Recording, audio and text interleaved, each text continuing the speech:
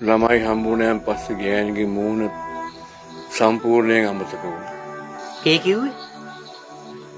ඒ කිව්වේ පාන්දර නැගිටිනවා, කෝච්චිය අල්ල ගන්නවා, පෙරට යනවා, ආයෙ හවසට කෝච්චිය අල්ල ගන්නවා, ගෙදර එනවා, නිදා ගන්නවා. මුළු මාසෙම එහෙම ගියා. පඩි ගත්තා, ණය ගෙව්වා. ආයෙ ඊළඟ මාසෙත් එහෙම ගියා.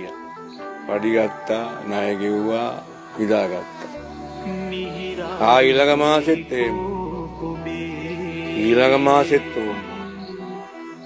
ඔහොම අවුරුදු 35ක් තිස්සේ මට ගෑණිගේ මූණ බලා ගන්න බැරි. මේ දවසක් ආවා. මං එක දිගට දවස් 3ක් බලන් හිටියා. දවස් 3ක්. එහෙම බලන් ඉන්නකොට තමයි මට තේරුනේ යකෝ මේ ගෑණි කොයිතරම් වයසට ගිහිල්ලාද කියලා.